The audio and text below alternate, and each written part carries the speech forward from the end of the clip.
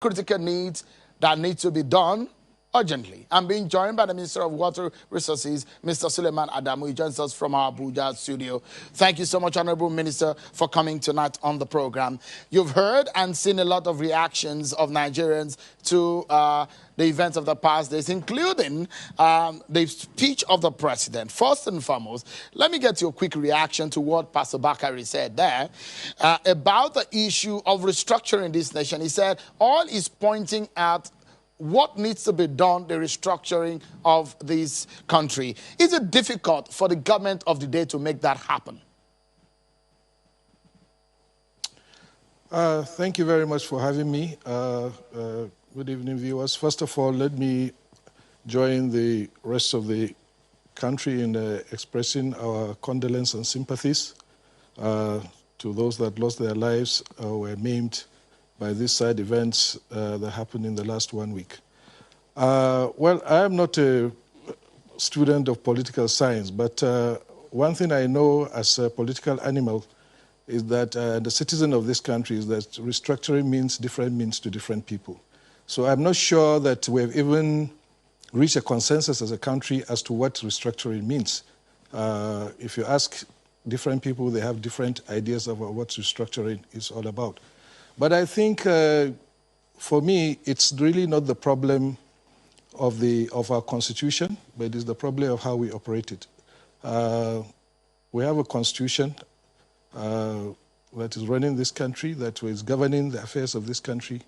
And if all and sundry, whether those in government or the governed, have been patriotic enough and honest enough to operate this constitution as it is, providing social justice to all and sundry, I don't think there is a problem. So I'm not particularly qualified. Like I said, I'm not a student of political science for me to be able to give a thesis about this restructuring issue.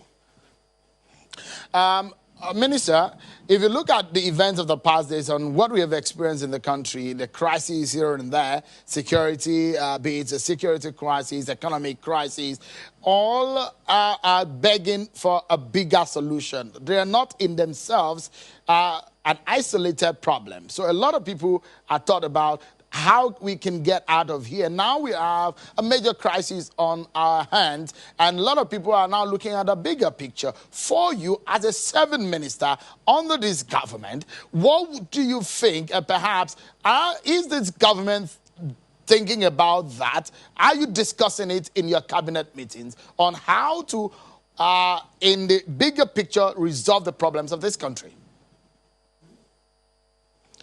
Well, certainly we are concerned and we're discussing it formally and informally. For me, I think this is a wake-up call for the country. First of all, a lot has happened over the last, even long before the coming of this administration, regarding how the governance of the as a whole. And I think going forward, definitely for all tiers of government, there is going to be a rethink. But I think at federal level, there is nothing we have not done as a government to kind of ensure that, we provide this leadership at federal level. You've seen all the reforms that the president has tried to institute, giving local governments autonomy, giving the judiciary their own financial economy, and lots of other reforms that have been taking place. But I think people seem to have been ignoring all the milestones that have been reached. In fact, at a certain point, some of the things that are meant for the good of the country have been challenged by other tiers of government when they are in the best interest of the people. So going forward, I think there will be continuous dialogue. We'll increase our dialogue. There has been, in my view, my personal view over the years has been not only with this government, but over time, there has been some kind of disconnect, especially at state level, between the citizenry and their respective governments. And people tend to forget also that we have 3 tiers of government, and there are certain responsibilities that the states are the ones that need to deal with them. And there are certain responsibilities that the federal government has to deal with. But every time, some things are going wrong, it's the federal government that tends to get the short end of the stick. I'll give you an example. In my own ministry, a lot of people challenge me now and then that there is no water available in the country, in many cities, but they do not seem to understand that the primary responsibility lies with the state government to provide water, and that is why the federal government does not have a water board. Yes, there are reforms that need to be made. Lessons have been learned, and I think a lot is going to happen. But first of all, what is most important to the federal government at this time is for us to have peace, to have tranquility, and definitely questions will be asked. So much analysis will be done. Maybe some inquiry, some form of official inquiry will definitely be done. And at the end of the day, I'm sure President Buhari is more than committed to be able to ensure that the necessary steps are taken.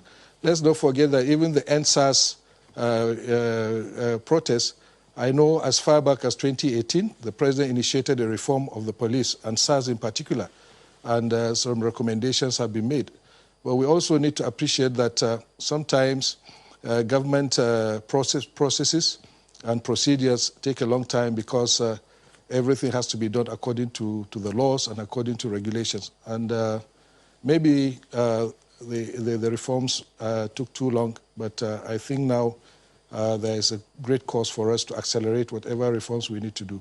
But I can assure you our government is responsive and will definitely do what it takes to ensure that we restore confidence between the government and the governed, and to ensure that there's peace and prosperity in this country. We're not going to sit down and be licking our wounds on the basis of what happened last week, but we'll take it as a wake-up call and an inspiration to ensure that where mistakes have been made, they are corrected, so that we ensure that the citizenry get the benefits of being governed, of the dividends of democracy. But this is not a responsibility of the federal government alone. It is a responsibility of all the 36 states of the Federation as well, and the 774 local government authorities. There's a lot of work we must do, and I'm sure the federal government will provide the leadership for that to happen. Honorable Minister Adamu, looking at the kind of team that brought this government into power in 2015 before getting re-election in 2019, it was huge, it was popular. But it does look like something dramatic has happened. Looking at the reactions of Nigerians to the president's speech a few days ago, are you worried about the level of connection of the federal government and the Nigerian people over the past days? I think a lot of people have been unfair to President Muhammadu Buhari. It looks like head or tail, he loses. Whatever he says is misconstrued, or he, analyze and say he didn't say this, or he said this, or he didn't say that. This president is very, very concerned about the citizens of this country. Very, very, very concerned, and all his life, his views, and his political philosophy has been, to enhance the welfare of the common person. And I think people tend to have short memory, I'm sorry to say. Sometimes I call it deliberate amnesia.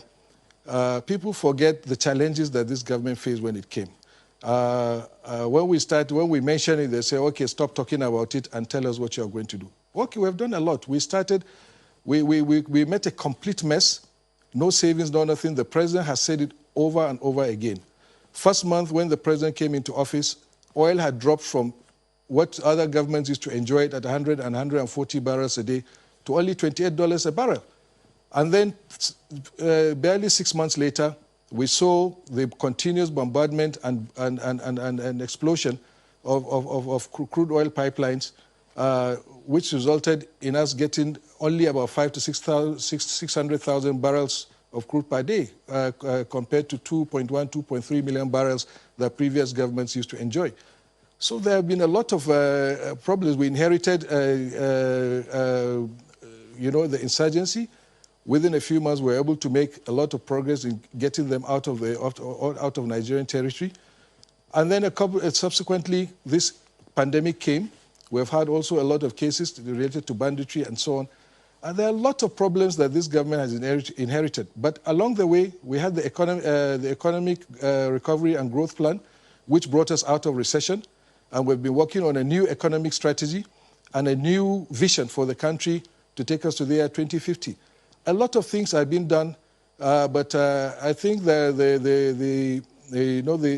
that are not happy or they don't like the face of President Muhammad Buhari have continued to make rubbish of all these things. But we will remain steadfast. This government will remain steadfast. We believe we're on the right track. Well, we've faced a lot of challenges. The COVID-19 pandemic has caused a lot of problems. Our economy was growing before the COVID-19 pandemic. And the whole world is not immune to it. We have seen larger economies, far, far larger economies are suffering much more than we've been suffering. But when we are in such a situation of crisis, instead of the whole country to rally around and work together for us to get out of our problems, some people take it as an opportunity to exploit the situation, exploit the crevices and fissures around this country for whatever benefit, I don't know. I don't see how anybody can benefit if this country is on fire. Honourable Minister, perhaps on the final question before you go, is on the issue of what we have experienced in the past days. There's been a larger scale of insecurity in the country. There's been looting and vandalism of public and private properties. But when you talk about the issue of restructuring, this government your political party, APC, had campaigned that it was going to restructure this country. It was a campaign promise. It wasn't Nigerians who were asking for it. It was your party who said we're going to restructure this country. At some point, the president has said true federalism is necessary for this nation. And so a lot of think tanks have said, come on, we need to restructure this country. It is what is needed. Before you go, with all of these insecurities that we have on our hands, don't you think, on a second thought, and a benefit of hindsight, that restructuring or readjustment of our structure as a country and fixing of our constitution is an urgent matter that needs to be brought to the table? Well, I have no problem with restructuring, but like I said, restructuring means a lot to many people. Is there a national consensus as to what this restructuring is supposed to look like? That is one. Number two, how do you go into some such? I'm not speaking now for the president, but I'm speaking my mind as a citizen. But how do you go into such major endeavor when you are even trying to stabilize the economy, stabilize the security of the country? Can you do that in a situation of chaos? I don't think it makes sense for us. We have to take first things first. And I think President Buhari is methodical. He knows exactly what he's doing. He has been taking things step by step. And if we get the right atmosphere for that to happen, I will go for it. It's a party manifesto. It's an item on the party manifesto. And I think we will be able to do it. But in my view, in a situation where a country is virtually at war, externally and internally, with the Boko Haram on our borders, with internal banditry and so on and so forth, there is so much to chew. So at what point should the government abandon all these issues simply to address some of these, I wouldn't say agitations, but hopes and aspirations of the rest of the country? In principle, we accept as a government that restructuring will happen. But we need to do it in the right atmosphere. And how can we be talking about restructuring when the corporate existence of the country itself is being threatened? We hear all these things that IPOB is saying. We hear another group in the southwest calling for Oduduwa Republic and so on. We have Boko Haram. We have this and that. I think we need to stabilize the country for us to be able to sit down and think sensibly and do the right thing. Otherwise, if we're going to do this in a situation of crisis or in a situation of emotions or on impulse, we may probably not get it right. So I believe President Buhari is on course. He is doing what he needs to do, and he's methodical about it, and I believe at the right moment we'll get there.